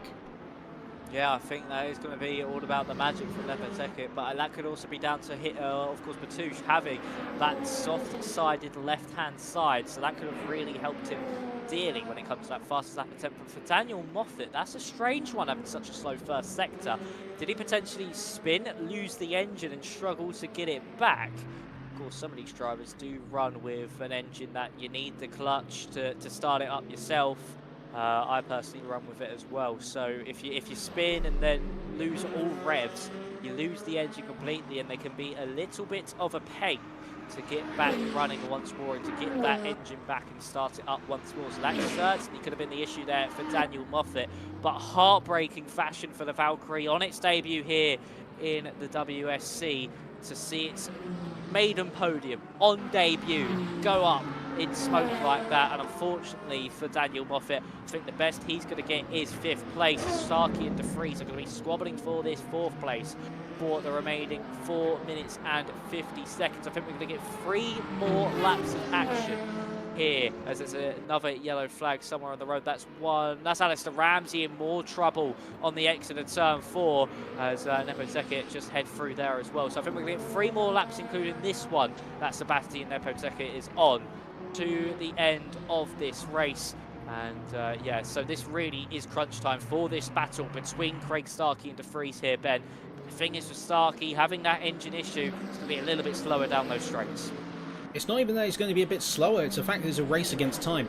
He could still push at 100%, but if his thermals are going to be creeping into that dangerous spot, he's going to have to be mindful that too much punch and Judy's going to have enough. He's going to conk out, and he's going to have that catastrophic failure that we've seen claim so many other hypercars thus far. So he just has to be mindful and know when to push for it. Heck, he can break down over the start-finish line, but he's got to make it to the end of that race. He's only got to make it, though, through 3 more laps.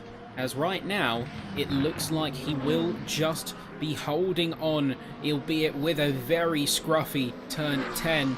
And that's going to lose him more time to De Vries that will have to make up. Certainly is. So I do really think that if that Starkey's just going to focus on finishing this one and potentially just not push up to the back of Hendrik De Vries and hope that the Ferrari does make a mistake somewhere, and this could be it. Just unfortunately being stuck behind Kyle there, this could bring Starkey ever closer. But no, Starkey then also held up. So as I say, it ebbs and flows, and if you lose time, it does then bite the other person as well. It would eventually catch up to them if they've gained anything, and everything stays at an even. But yes, Starkey could go for the move on that final lap and then have the engine failure down that main straight. But as long as he crosses that start-finish line, he will not care. He needs to do is potentially just push on that final lap, go for that move on the final lap, and just pray if the engine does go out, it's down that main straight. Yeah, that's really just got to be the hope and prayer right now, is whatever happens, he makes it home. That's all he needs. And that's all that he could ever ask for. Although saying that, De Vries making a crucial mistake out of turn 2 and really snaking the rear axle is going to bring Starkey back into the fold, back into that hallowed half-second margin, and really start to heat things up in terms of car combat. Now, going towards the end as well, we do have a couple of other chances as Starkey, we're going to switch him over to the roving reporter, and we're going to check in with some of the other classes. Vickers managing to get within 10 seconds of Cook. Massive job in the LMP2. Lettonen challenging on the back of Iavarone for the podium as well. That's all going to be up for grabs, but the drivers now only have really this last chance. They've got 2 more laps. This lap and the lap about to come through, and then it's game over. So if you want a position, you got to go for it now. You certainly do, as Nepoteket has started the final lap of this race, and Timmy Lettonen all over the back of Clemente. Into turn 1 we go. So this really is crunch time now. The final lap is well and truly underway here in Bahrain. For Lettonen, letting through Nepoteket, trying to utilise the traffic that's going to be coming through in the Hypercar division to his advantage to get that move done on Clemente in front. So as we head through the right-hander of turn 4. Just not close enough yet in that Porsche, but to come from the back of the field to a potential podium. What a drive this could be from Timmy Letzenham if he's able to sign, seal and deliver that top 3 finish as we head down into turn 8. Is he going to be able to get the move done? He's all over the back of him as this could be the run. A little slide from the Porsche, but also from the McLaren as well. So it's still not all over yet as we head into turns 9 and 10. Of course, LMP2 further up will switch the heat's attention ever so shortly, but nothing to be done from Clemente as Letzenham sits behind for now. As you can see Bouquet go by, but further up in front, it has been LMP2's game as he's now heading through into that final sector now, Ben. Yes, they just finally making their way through, and say Starkey was very close to getting on De Vries, but unfortunately losing a ton of time out in the end. And with 10 seconds to go, there has been one driver that has stood head and shoulders, even despite challenges from the likes of Patouche before the racing gods claimed him. LMP2 crossing the final couple of corners and making his way through to finish what has been an immaculate opening round. He crosses the line and takes the checkered flag for the first round of the World Sprint Championship and for the Hypercars. As the rest of the field starts to make their way through, the big question mark is who the rest of the field going to be. Roland Sukes takes second and is going to take the win for LMP2. And then coming through, it looks like Timothy Goya is the car to watch for LMGT3. Yeah, Goya, he's been able to amass a lead of over 20 seconds it was before Cantana crossed the line. So a brilliant drive in the LMGT3s as well. We've seen sheer domination from 3 separate drivers in all of the divisions thus far this evening. And for Goya, he has certainly capitalised, like also LMP2 up in front. He has capitalised on drama for his competitors, but he has been the one that's kept it on the road the most. So as the McLaren makes his way into turn 11, everybody else behind him has finished. So he is not under pressure for making any mistakes. So if he spun or if any issues did occur, he would still make it to the line in that first place position.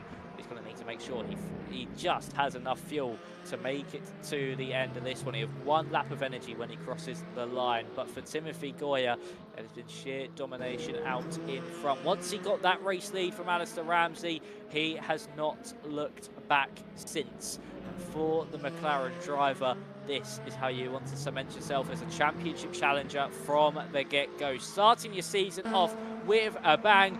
It's a Midsummer's Night Dream for Timothy Goya as he comes across the line to win the LMGT3 field. A brilliant result from him and the McLaren team. And as Ben has previously mentioned, it's Sukes leading the LMP2 charge, and then it's LMP2 leading the the Hypercars. And I think now that is everybody across the line. What a race that was, Ben. What a brilliant race. And you can see the standings in full right here, folks. So we have, of course, LMP2 and Bouquet with De Vries taking your podium for Hypercar. And then it's going to go to Starkey, Moffat, Gelino, Garnham, Rios, Borgerson and Bonaventura. 10 finishes for Hypercar. And then we move on to the rest of the classes. LMP2, it's going to be Sukes, Cook, Vickers and Weisrock in your 4 finishing positions there. Vickers getting himself up into 3rd. Very nice stuff. Nearly, if he had more time, could have even challenged on Cook. So really great stuff. And then in the LMGT3s, it's Goya, Catania and Iavarone in, of course, your top 3 spots. And then it's Lettonen, Ryu, Cooper, Barham, Biddle, Benton and Vasuri in your top 10, with Stijink, Ramsey and Wooldridge completing things off. Finally, then, it's going to be saying goodbye and DNF to Kingsbury, 40, Patouche, Wilson and Quinn before we say well done to everyone who managed to finish. And unfortunate turnout for those who couldn't, but still, really impressive opening round. I mean, what are your sort of thoughts coming out of this one, Max? Because it's certainly something special to have this championship back on the order, let me tell you.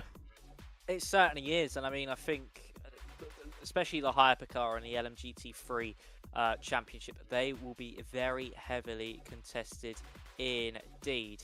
And of course, so far in the LMP2, if things stay as they are, I think we certainly have a real contender for that championship in Roland Sux.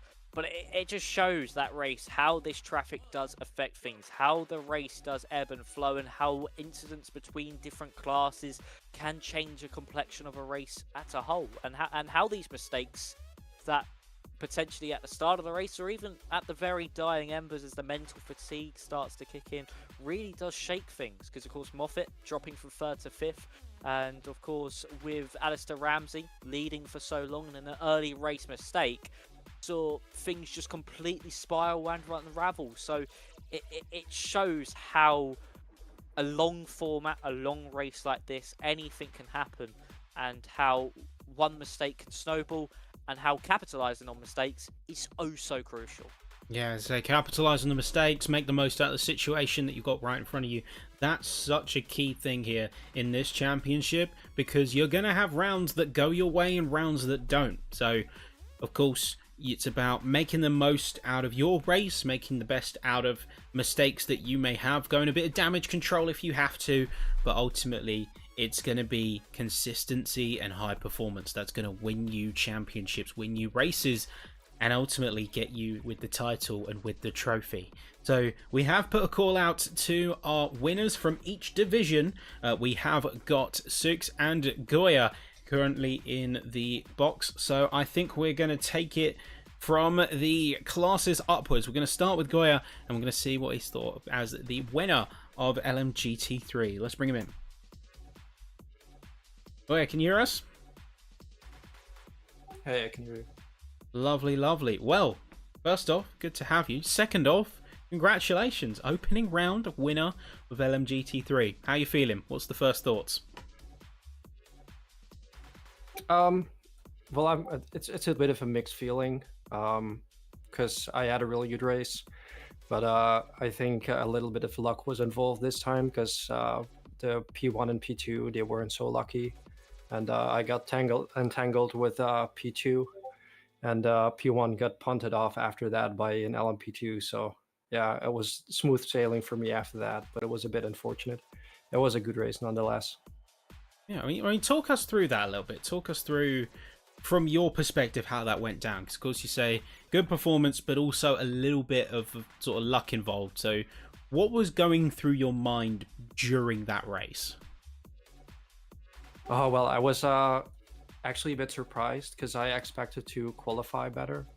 But I felt like I had a good setup on the car, and I was pretty confident. The McLaren isn't really a hot lapper, but I was pretty sure that in the race I would be able to make up for it. And I was able to fight with P1 and P2.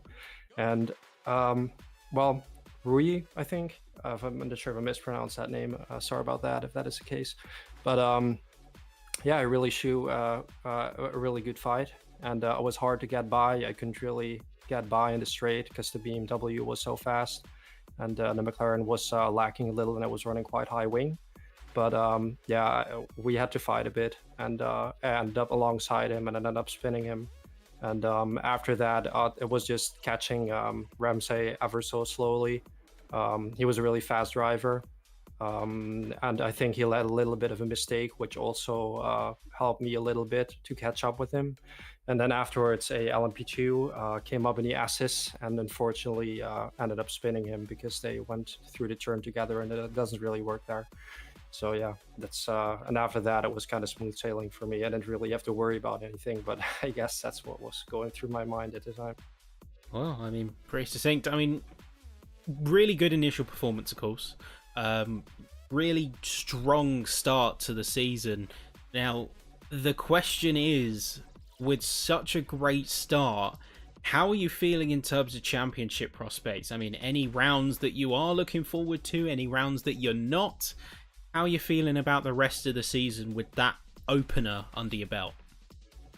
I think actually that Bahrain was the worst track for the McLaren. So I think the fact that the car was, I was able to put up a good performance here, was doing pretty well. But also at the same time, I feel like the faster classes, obviously we're going to get a bit used more to each other in traffic, so I think incidents will be less. And I think all the other guys that are also competitive and able to fight for the championship will probably also end up showing a fight at some point. So I think we'll have a lot of fun racing going on in the future. I'm not so sure about the championship, but we will see.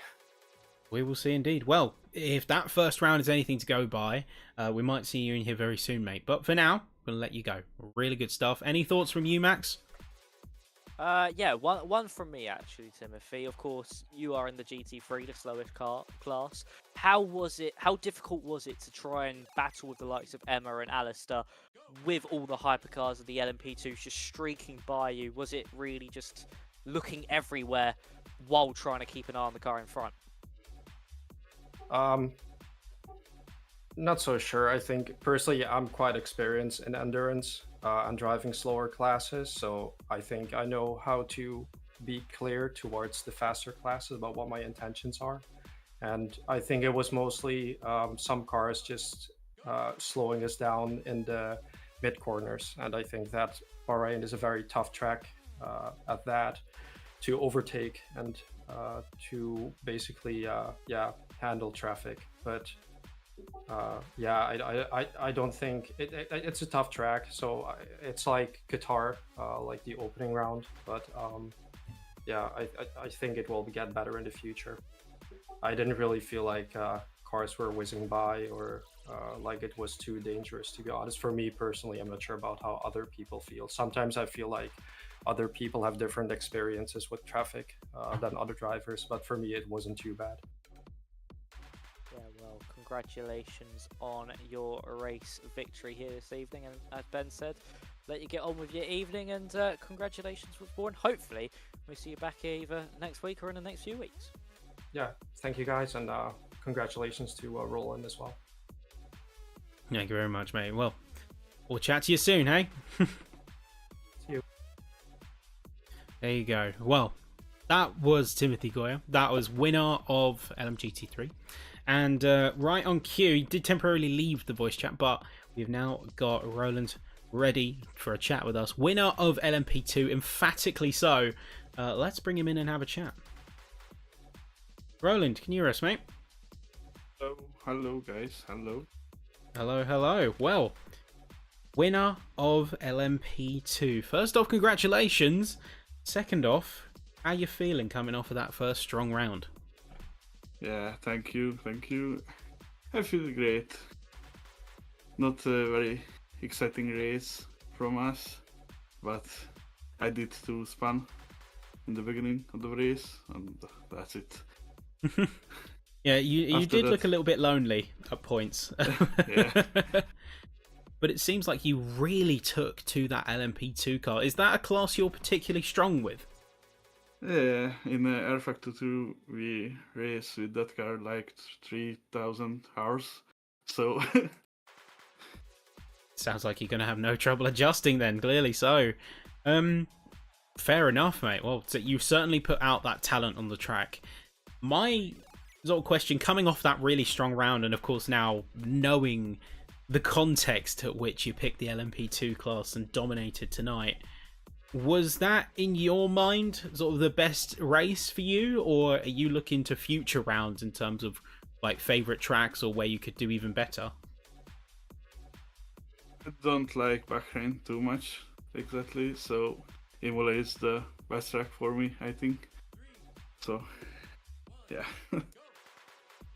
You got any particular tracks you're looking forward to around the calendar? Imola and Le Mans. And yeah, Le Mans is another one. Good choices. Very good choices. Really good stuff, mate. You kind of let the racing speak for itself, really. So I could ask you 10 ton of questions, but you showed it where it matters on the track, and I think you finished with over a minute compared to your next closest racer, so that really sort of says what it needs to say.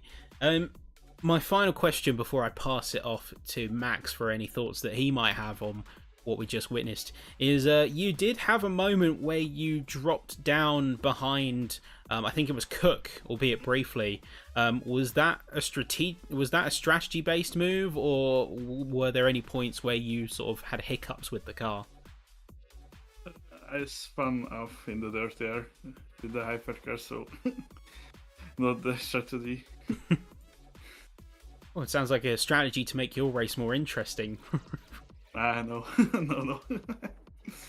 But no, immaculate performance, mate. Barring that, and really, there's not much more that I can say other than well done. And anything from Max? Anything that you wanted to say, mate? Just congratulations on that one. I think you answered all my questions there, Ben. You said everything I wanted to say, and I was going to mention about the thing with Cook, but yeah, congratulations, Roland. An absolutely superb drive. I think everyone's going to have your tip for the favourite for the championship at this point. So hopefully we see you back either next week or at some point throughout the season. Thank you so much. See you next week. Bye bye. Yep, take care, mate. Thank you very much. Thank you. And with that, folks, that is Sook's done. Unfortunately, we didn't get a response from Nepatekit to interview this evening. We did. Or did we? He doesn't speak English, so right. Okay. He can't join. He said, "Sorry guys, I don't speak English. I'm using this message through Google Translate." Fair enough. I mean, we'd love to get his thoughts at some point about how his race went tonight, but obviously tonight is not going to be the night. So translation, that is going to be a bit difficult to manage on live. But even so, it was an absolutely brilliant performance from all the drivers and from all of the drivers who managed to make it home. All 27 of them. It was a really great showing and certainly puts me in good spirits for the rest of the season. I mean, what races have we got, Max? That's the other question, because we've got apparently quite an eclectic calendar. Yes, we do have many good races on the calendar. It's a 10-round season. Just had round 1 here at Bahrain. We head next week to the Autodromo Internazionale di Monza in Italy. So for any Ferrari drivers, that's certainly a race you want to win. Then we head over to France, to Circuit de la Sarthe in Le Mans, followed by Imola, Interlagos, then rounds out the first 5 rounds of the season. Then the second half begins after, I think, a week break. So from round 5 to round 6, we will have a week off. It'll be the 27th for round 5, and then yes, a week off, and then we'll pick up again on September 10th for a trip to the Algarve in Portugal for Portimao. Then we head to the Ardennes Forest for Spa, back to Qatar where we had our shakedown round for round 8. Then we go over for the final 2 rounds to the United States. We start off with Kota for round 9. That will be after, I think, another week break, if I am correct. Yes, it will. No, it will not. Sorry, that is my bad. And then we head to Sebring to end off the season. And if you're tuning into the LMGT3 challenge as well, you know Sebring is in 2 weeks' time there as well. Make sure you tune into the final 2 weeks of LMGT3. We are in for a cracking end to the season as well. But then we have a very interesting calendar ahead. Any circuits you are particularly fancying this season? I mean, I'm very partial to Algarve, aka Portimao. I'm very partial to it. I really do like it. It's got a special place in my heart.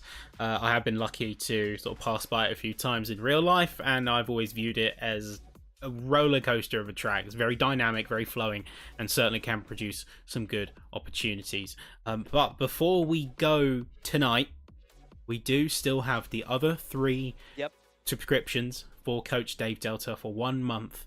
Of course, we're very thankful to have them supporting the championship and returning from season 1. And part of that celebration, we had 2 codes or 2 1 month free subscriptions given at the start of the stream. And now it's time to see the rest of them, as we have 3 more to go. So reminder, if you were one of the 2, to make sure that you contact Craig Starkey, owner of GRDC, to get your subscriptions organized. But we have 3 more to go, and the first person to be taking that third is going to be Thomas Lovrek. He's not here tonight, but I'm pretty sure as a DGSR member, he's going to be very pleased with that. So, Thomas, make sure you catch up with Craig. And with that, we're going to have 2 more to go. Going to be... Oh, well, would you look at that? Oh, Winner. is it And, yep, Nepotekit. You might be extending your lead. Congratulations, mate. That's a month free of Coach Dave Delta. Last one on the board is going to be Kingsbury. Oh, wait. Lettonen. Oh, Timmy Letterman. Lettonen by a pixel. Of course, as a strong performer, and certainly going to be happy with that. So, to those 5 winners, congratulations, of course, and make sure you contact Craig as we get those subscriptions sorted for you. But that's going to do it for tonight, folks. Thank you for joining us for the inaugural round, and be sure to join us very soon as we will be returning to Monza next week. So, I'm certainly excited. Thank you, Max, as always. And let's say goodbye for now, folks. We'll see you same time next week. Have a good evening.